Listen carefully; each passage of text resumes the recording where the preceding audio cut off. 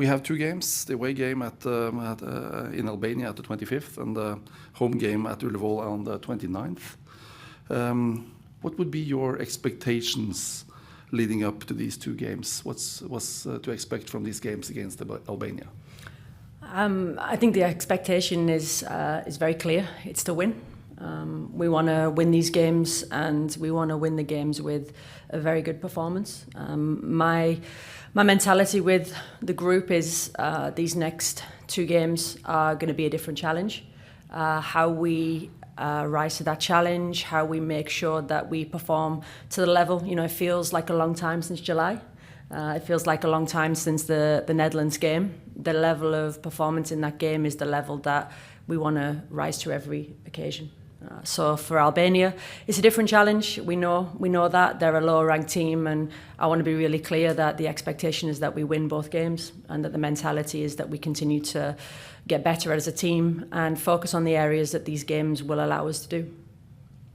Perfect. What kind of mindset are you looking for over the course of the next two games from the squad?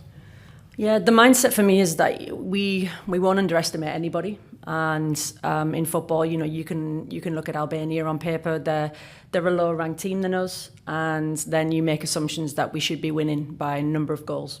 So for me, I never make any assumptions. Football is a sport that has many surprises. So the focus is very much ruthless on. We want to qualify for the European Championships. This is the next step to take us to do that. And the mentality will be that we prepare in exactly the same way that we prepared for every game earlier in the year. And there will be no differences. My expectation is that we are ruthless in the game, and that Albania know that they are playing a top team. And when they play us, they realise the opposition that we are, and that we can continue to make that progress for us. Has it been difficult selecting the squad this time? Before we move to the squad itself and announce the players, has it been difficult? It has. For me, it's. I know Peringer talked about the conversations that we're having.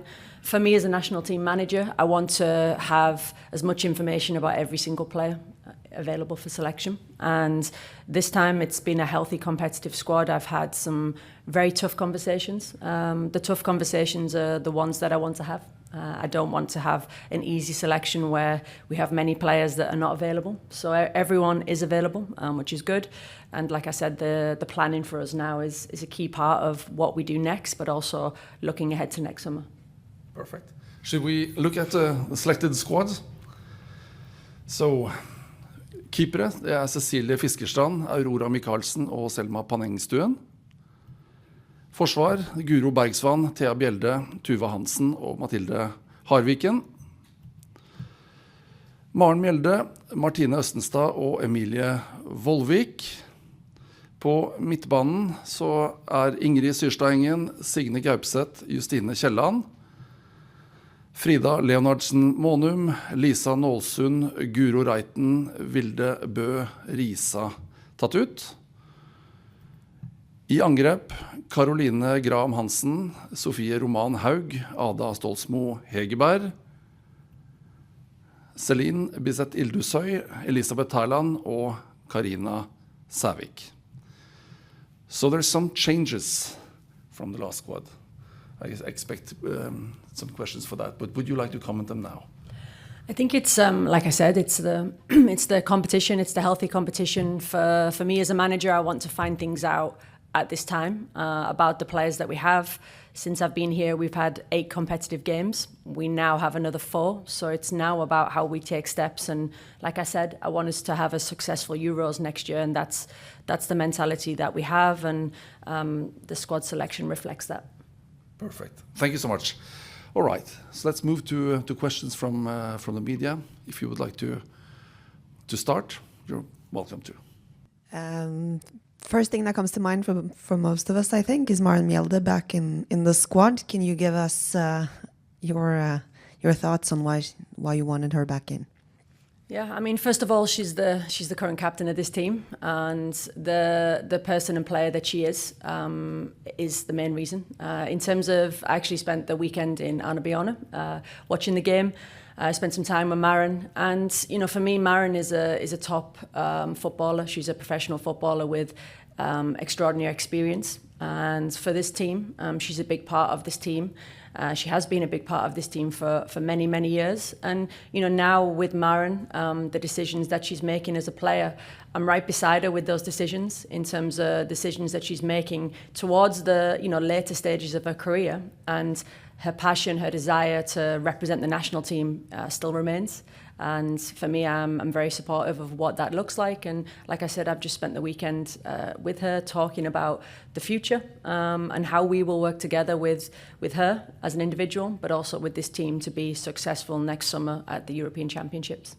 The fact that she now plays for the lowest ranked team in Toppserien, the match competition she gets there, how has that affected your decision? Yeah, I mean, she certainly defends a lot more than she has previously. That's a positive for a defender. When you play at a club like Chelsea, yes, you defend, but not as much maybe as she is now. And actually, I said to Maren, there are two things, and I would say this to any player. There are two things that come first for me as an international manager when a player is making a decision to go to a club. The first one is that they're happy.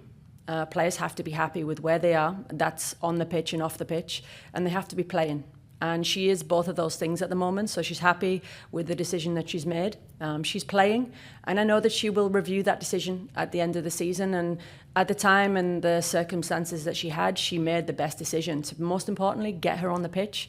She's playing minutes. She's fit. She's a Maren Mjelde who is defending. She's a Maren Mjelde who is leading. And she has a very different challenge in Albania at the moment. To see the younger players looking up to her at the weekend and the experiences that they get, she is a leader, and I see those leadership skills. I see the qualities. I see her playing in a team at the weekend where, yes, she's spending some time out of possession, but actually Albania are playing in possession. And when they played the weekend, she has the qualities. Those qualities don't disappear. So the transition to a new club, yes, it's a different challenge right now. But I'll work with Maren every step of the way to make sure I can support her to be the best she can be. I heard you said she's the current captain of this team, and I think I've asked this question for every single press conference in February. Have you decided on who's your team of captains and who will be the captain going forward? Yeah, and that's every time we be speaking, it's a process that I'm working through. And I think with the captaincy, it's a very important position. The respect that I have for the leadership group that I work with, we have the 5 players, current captain Maren and vice captain Ada. And the respect that I have for the group, we're working through that process together. And that decision, we hope to talk about the timescales for when we will look at what that looks like moving forward soon. But right now, we want to stay really focused on these last 4 games for the year. Thank you. All right. Some question about Ada. She's obviously in the squad. What kind of talks did you have with Ada before, and what does she say about her condition right now? Yeah, so Ada and I am having consistent communication, which is good. We have all the way through this. It's taken some time. She's now back, full training, fully fit, and is now building those playing minutes. So that started with Galatasaray last week, with the game at the weekend against Dijon, and that'll continue. So Ada will continue to build those playing minutes. The time that will take, we want to make sure we can support that.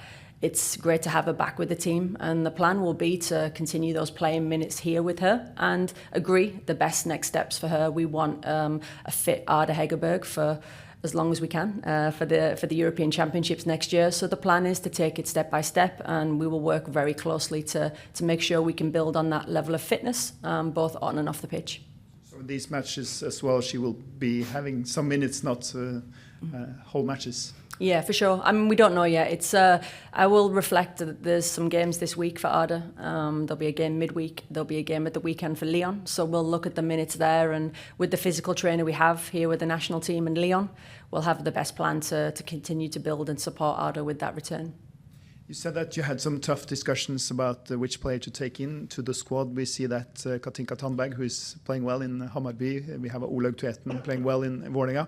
Can you say some more about why they're not in this squad?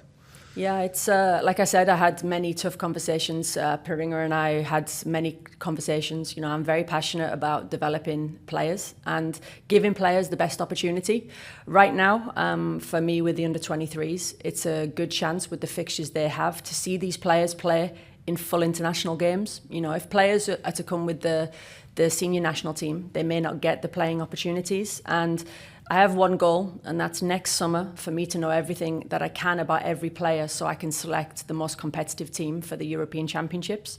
And right now, the planning starts, because to expose players in the under-23s right now, the A national team, and then in January, Peringa and I will take an assessment of the whole group, and we'll speak to the players again. And it will give me an opportunity to have more honest conversations in terms of the view of what I see of these players, because I will have seen them play in the Champions League, I will have seen them play in the under-23s, and they're big games for me to be able to look and give an honest reflection of, okay, this is where I see you're at. I see there, you know, being competition between now and the European Championships the whole way. It was difficult. The opportunities that I've had as a manager, I haven't had any friendly games yet. I mean, that would be nice at some point to have an opportunity to, you know, but the reality is we need to win every game. So I'm here to win games. I'm also here to make sure we have the best squad. And Peringa and I, you know, I'm very passionate, like I said, about the youth age groups, and we will get that right. We have to give the right opportunity at the right time for every player, and that's the decisions that, you know, we've made at this time. One more question about Albania and what awaits you there. Do you know what kind of conditions, the pitch, everything, and obviously the way of playing from the Albanian team? Yeah, we've watched some games. You know, like I said, I think it's a different challenge for us. It's not the level that we've been playing at in the European Championships, but it's a different challenge. They will want to make it as hard as possible for us. You know, if they're thinking about how they would play against us, we expect to have a lot of possession. We have seen the pitch. The pitch is okay. It's a game over 2 legs, which is good because we have that planning for the away game, and then I'm really looking forward to being here at Ullevål and playing on the grass pitch that I've been staring at for the past couple of months that I really want the team to play it on. So we have a plan over 2 games, and I have to be honest, winning the game is the number one plan. But actually, my expectation is that we really take the performance to Albania and rise to the challenge and really overcome any challenges that stand in our way. Thank you. Thank you. All right. Any other questions? If not, we thank you for coming here today, and we look forward to seeing you on Ullevål on the 29th, and we'll break for some one-to-one interviews. Thank you so much.